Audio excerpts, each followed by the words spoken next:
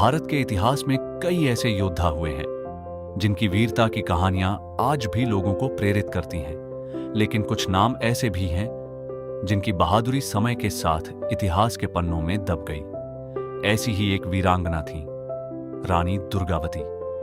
यह कहानी है एक ऐसी रानी की जिसने अपने राज्य, सम्मान और स्वाभिमान की रक्षा के लिए अंतिम सांस तक युद्ध किया, लेकिन झुकना स्वीकार नहीं किया। 5 अक्टूबर 1524 कालिंजर फोर्ट में चंदेल राजवंश के घर एक कन्या का जन्म हुआ। उनका नाम रखा गया दुर्गावती। उनके पिता राजा कीरत राय थे। बचपन से ही दुर्गावती सामान्य राजकुमारियों जैसी नहीं थी। उन्हें युद्ध कला में गहरी रुचि थी। तलवार चलाना, धनुष चलाना, घुड़सवारी और शिकार करना, यह सब उनके जीवन का हिस्सा बन चुका था। जहां उस समय अधिकांश राजकुमारियां महलों तक सीमित रहती थीं, वहीं दुर्गावती जंगलों में युद्ध प्रशिक्षण लेना पसंद करती थीं।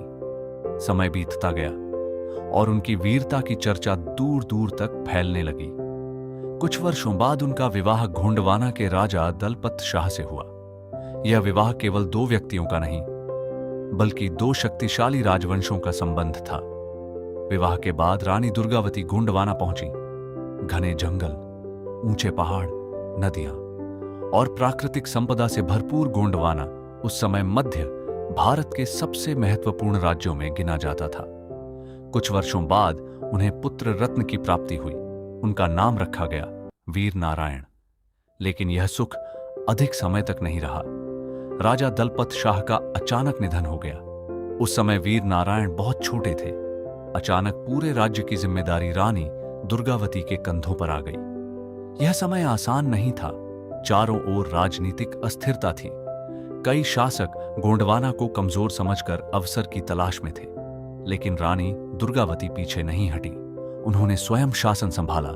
उन्होंने प्रशासन को मजबूत किया, कृषि को बढ़ावा दिया, सिंचाई व्यवस्था में सुधार किया और राज्य को आर्थिक रूप से सशक्त बनाया।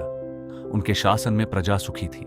गोंडवाना धीरे धीरे और अधिक समृद्ध होता गया, लेकिन यही समृद्धि आगे चलकर संघर्ष का कारण बनी।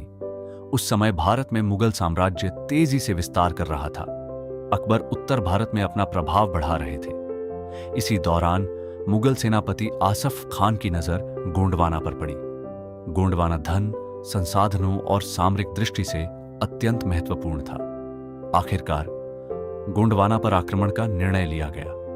साल 1564 मुगल सेना विशाल संख्या में आगे बढ़ रही थी। दूसरी ओर रानी दुर्गावती की सेना संख्या में कम थी। दरबारियों ने सलाह दी कि युद्ध टाल देना चाहिए, लेकिन रानी दुर्गावती ने स्पष्ट शब्दों में कहा, सम्मान के साथ युद्ध करना अपमान के साथ जीने से बेहतर है। युद्ध शुरू हुआ। युद्ध भूमि थी नर्राई वैली। रानी दुर्गावती स्वयं अपने हाथी सरमन पर सवार होकर युद्ध भूमि में उतरी। हाथ में हथियार, चेहरे पर साहस और मन में अपने राज्य की रक्षा का संकल्प। युद्ध भीषण था। गोंडवाना की सेना पूरी शक्ति से लड़ रही थी। रानी दुर्गावती स्वयं सैनिकों का नेतृत्व कर रही थी। उनकी वीरता देखकर सैनिकों का मनोबल बढ़ता जा रहा था, लेकिन मुगल सेना संख्या में कहीं अधिक थी। धीरे धीरे युद्ध की स्थिति कठिन होने लगी। युद्ध के दौरान रानी दुर्गावती घायल हो गईं। एक तीर उनकी आंख के पास आ लगा, फिर भी उन्होंने युद्ध नहीं छोड़ा। वे लड़ती रहीं। कुछ समय बाद दूसरा तीर उनके गले में लगा। स्थिति गंभीर हो चुकी थी। सैनिकों ने उनसे युद्ध भूमि छोड़ने का आग्रह किया, लेकिन उन्होंने मना कर दिया। वे बंदी बनना स्वीकार नहीं करना चाहती थीं। 24 जून 1564 रानी दुर्गावती ने अंतिम निर्णय लिया। उन्होंने आत्मसमर्पण के बजाय वीरगति को चुना और उसी युद्ध भूमि में अपने प्राण त्याग दिए। उनकी मृत्यु के बाद भी उनकी वीरता की कहानी जीवित रही। आज भी उन्हें भारत की महान वीरांगनाओं में गिना जाता है। उन्होंने यह सिद्ध कर दिया कि शक्ति केवल सेना की संख्या से नहीं होती, बल्कि साहस, नेतृत्व और आत्मसम्मान से होती है। वे युद्ध हार गईं, लेकिन इतिहास में अमर हो गईं।